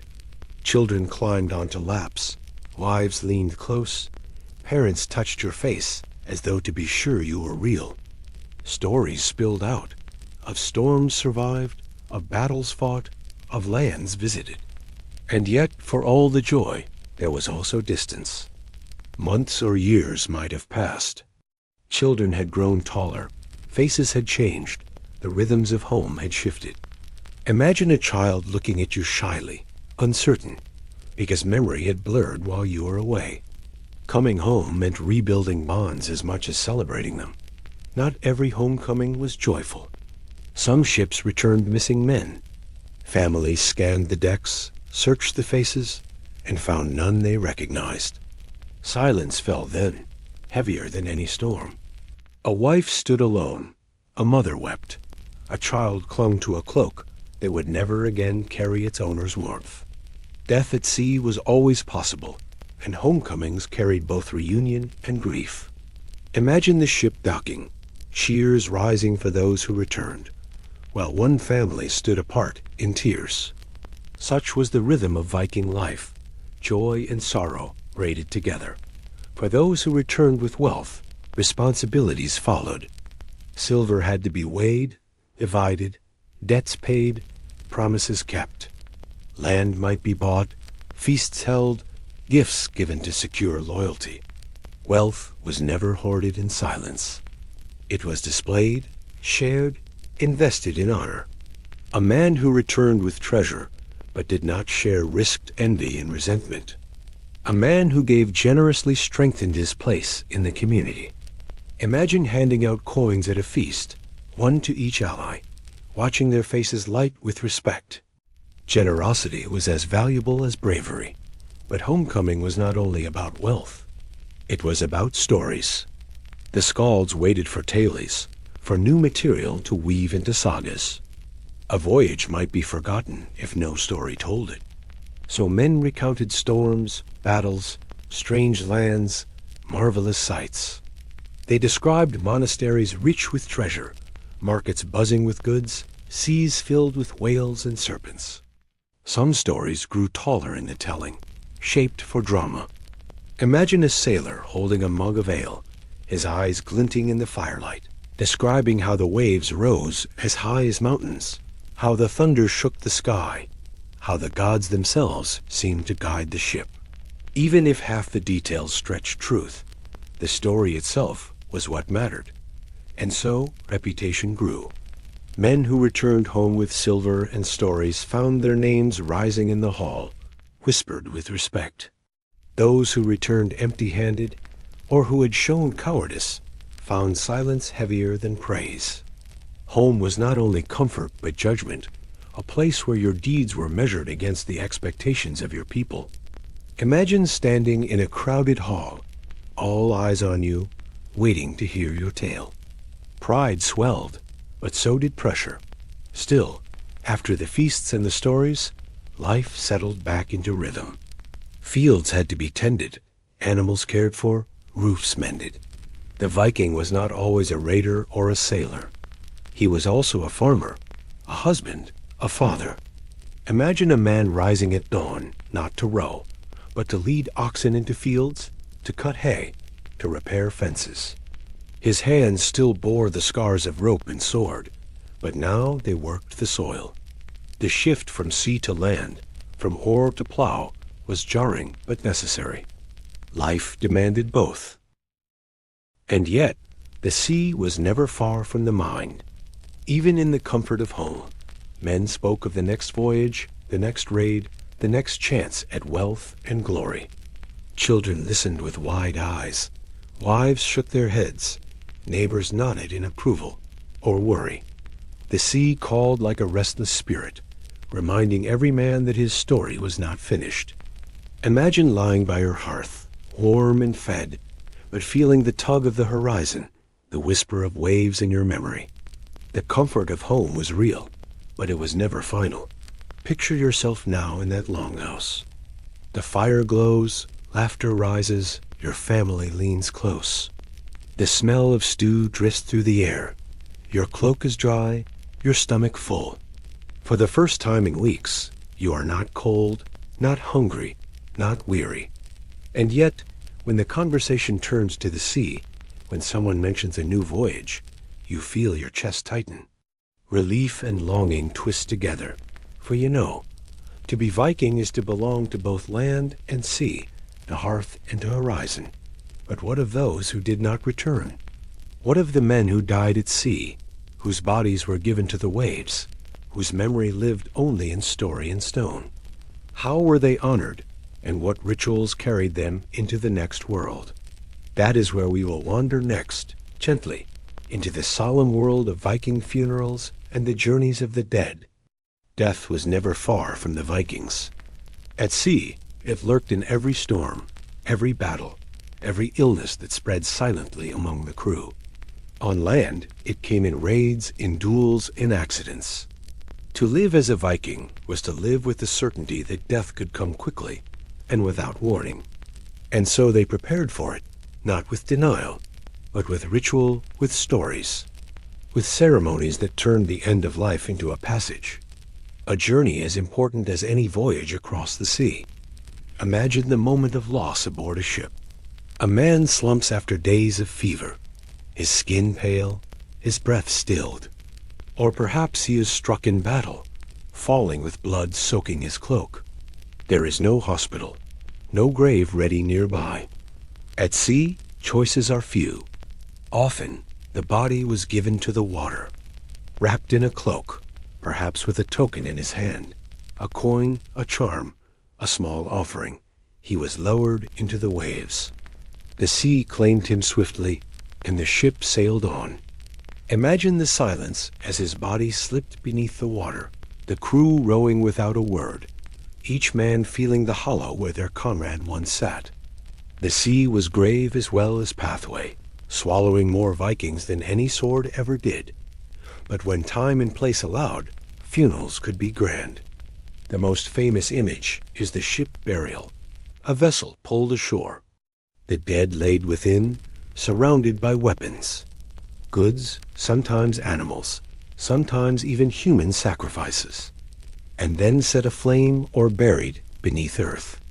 Fire carried the soul upward, smoke rising toward the gods, while burial carried it inward, the ship like a womb delivering the spirit to the next world. Imagine standing on the shore as flames consumed a vessel, sparks flying into the night, the crackle of fire mixing with the crash of waves. The air smelled of smoke and pine tar, and the heat warmed faces streaked with tears. To see a ship burn was to see a soul set free. Not every Viking received such honor. Ship burials were for the wealthy, the powerful, the leaders. Most were buried in simpler graves, sometimes with weapons, sometimes with everyday objects, always with care. Even the poorest might be laid with a knife, a comb, a coin. These were not luxuries, but necessities for the afterlife. Imagine kneeling beside a mound, placing a worn comb into the earth, whispering a prayer that the spirit would find comfort beyond the grave. Their beliefs about death shaped these rituals. Some souls went to Valhalla, Odin's hall of the slain, where warriors feasted and fought until Ragnarok, the end of the world. To die bravely in battle was the surest path there, and so courage in the face of death was not only valued, but demanded. Imagine a man on his deathbed, smiling faintly through pain, believing that Valkyries would carry him upward to the endless feast. His bravery steadied the living, reminding them that death was not defeat. Others believed in Folkvanger, the meadow ruled by Freya, where many of the slain also went, a place of peace rather than endless battle. And for those who died not in war, but in sickness or old age, there was Hell, the shadowy realm beneath the earth. It was not always a place of torment, but it was colder, quieter, less honored. Imagine the difference in tone, the proud songs for a warrior bound for Valhalla, the softer prayers for one who slipped quietly into hell. Both were remembered, but one with louder voices, one with gentler. The rituals themselves were layered with symbolism. Weapons were laid beside the dead to arm them for the journey. Food and drink were offered so they would not hunger. Coins might be placed to pay passage, echoing traditions seen across cultures. Runes were carved, charms whispered, songs sung. Death was not silence, but ceremony, a way of weaving the departed into the fabric of story. Imagine standing among a crowd, their voices low and steady, as a chant rose into the air. Words of farewell carried on the wind. Some funerals became spectacles, recorded even by outsiders. An Arab traveler, Ahmad ibn Fadlan, described a Viking chieftain's funeral along the Volga River. A slave girl sacrificed to accompany him. The ship filled with goods, the pyre blazing as drums and chants filled the air. To modern ears, it sounds brutal, but to the Vikings it was honor, the guarantee that the chieftain would not journey alone. Imagine the awe and fear of watching such a scene, the flames reflecting in dozens of eyes, the air heavy with smoke and belief that, for those who remained, memory was the true afterlife. Rune stones were raised, carved with names, deeds, prayers. Here lies so and so, who sailed far, who gained silver, who fought bravely. These stones stood not only as graves, but as markers of honor, visible to anyone who passed. Imagine running your fingers over the grooves of such a stone, feeling the letters carved by hands long gone, and realizing you were touching memory itself. But grief was never erased. Families mourned, shipmates carried sorrow. Songs were sung not only of bravery, but of loss. Imagine a widow sitting by the hearth, the firelight flickering on her face, listening to the saga of her husband's deeds, her eyes wet with pride and sadness. For all their courage, the Vikings were human too, and death hurt them as it hurts us in the end. Funerals were less about the dead than the living. They steadied the survivors, reminded them of honor, gave them courage to face their own mortality. Each death folded into the larger saga, a reminder that life was short, fragile, and meaningful, only if lived with bravery. Imagine yourself among them, standing in the cold wind as a ship burns, feeling the heat on your face, the salt in your nose, the weight of silence pressing down. In that moment, this is not just a death. It is a passage, a reminder, a call to live so that when your time comes, your own story will be worth telling. And yet, even in death, life carried on. The ship sailed again. The fields needed tending. The children needed raising. Loss became memory. Memory became story. And story became legend. The sea, indifferent, still waited. Picture yourself now. The flames of a funeral pyre dying into embers. The night air still and heavy. The crew gathers close, their faces solemn. Tomorrow they will sail again, their hearts carrying both grief and determination. For the Vikings, death was never the end. It was part of the cycle, part of the saga, part of the rhythm of sea and shore. But what do we take from this? What does it mean, in our world so far removed from longships and pyres, to reflect on lives lived so harshly, so briefly, yet so fully? That is where we will end our journey, softly. In the final part, a reflection on what the Viking ship teaches us about endurance, about meaning, and about ourselves. And so we come to the end of our long voyage, not across the seas, but through time, drifting with the Vikings on their ships, into their camps, their rituals, their stories, and their lives. If you've stayed with me this far, you've rowed alongside them in your imagination, felt the ache of the oar, tasted the hardness of their bread, and maybe even smelled the tar and salt in the air. Tonight, as you settle deeper into your pillow, let us reflect softly on what all of this means, not only for them, but for us. The Viking ship was a world in miniature. It held hunger, laughter, fear, courage, sickness, strength, and hope, all bound together by planks of oak and sails of wool. To live a single day aboard was to endure discomfort we can barely imagine. Damp cloaks, cramped benches, endless rowing, sleepless nights. And yet, men endured not just for survival, but for meaning, for silver, for glory, for family, for gods, for memory. Every creak of timber was a reminder that the human spirit can bear more than it believes, if only it has reason to. What strikes us most, perhaps, is how similar they were to us, despite the centuries between. They longed for comfort, for belonging, for recognition. They told jokes, sang songs, played games to pass the time. They worried about food, about health, about their children back home. They sought to be remembered, to matter, to leave behind more than just their bones. Imagine a sailor clutching an amulet of Thor, whispering a prayer before sleep, and then think of the charms, rituals, or habits you yourself cling to before facing something uncertain. The thread between us and them is thinner than we might expect. There is also something humbling in how fragile their lives were, and yet how fearless they became in facing that fragility. A storm could swallow them, a fever could take them, a raid could end in blood, and still they pushed outward, into seas uncharted, into worlds unknown. They accepted hardship as part of existence, not as something to avoid, but as something to endure with pride. Imagine how different our complaints might seem to them. The slow Wi-Fi, the traffic jam, the late delivery of food. To them, a complaint was the hunger in your belly, the salt sores on your skin, the storm cloud rising with no warning. Their perspective makes us pause, makes us breathe, makes us reflect on the luxuries we take for granted. And yet, their lives were not only grim.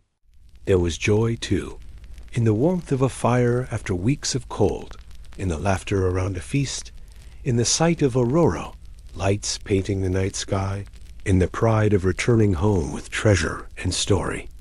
For every hardship, there was a moment of beauty, fleeting but powerful.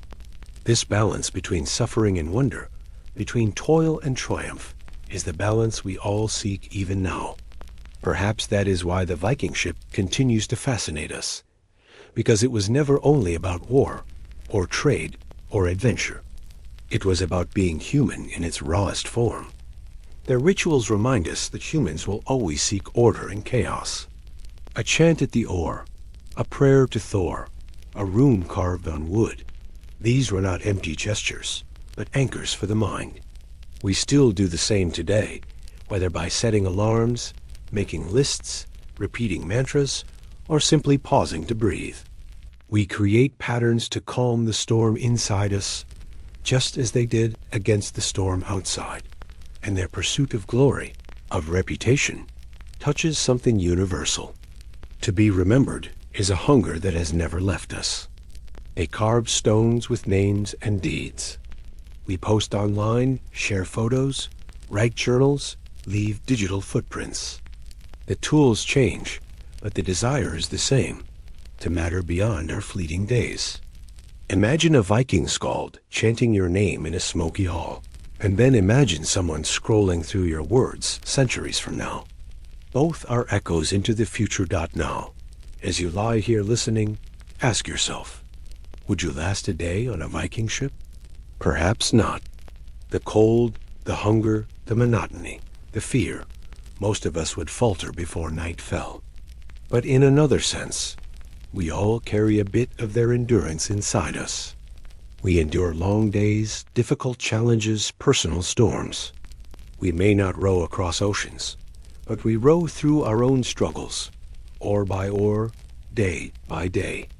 And like them, we survive not just through strength, but through meaning, through the people we love, the stories we tell, the hopes we carry. So tonight, as your eyelids grow heavy, imagine the Viking ship rocking gently on calm waters. The stars spread wide above, the sail furled, the oars resting. Men lie wrapped in cloaks, some humming softly, some already asleep. The sea laps quietly against the hull, steady as breath. You are there, among them, sharing the silence, feeling the rhythm of the world slow into peace.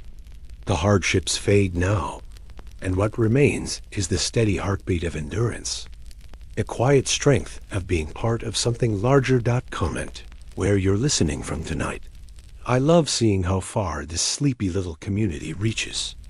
Just as the Vikings once looked out and wondered what lay beyond the horizon, I wonder where you are listening, how far these words have traveled to reach you. And as we close, remember this: the Viking ship teaches us that life is never only about comfort. It is about balance, between hardship and joy, between fear and courage, between loneliness and belonging. Their ships carried them across seas, but it was their spirit that carried them into legend. And that spirit still whispers to us, reminding us that though we may never row an oar, we too sail our own voyages, searching for meaning, for memory, for home. As you drift off tonight, remember, beauty changes, but the need to be seen never does.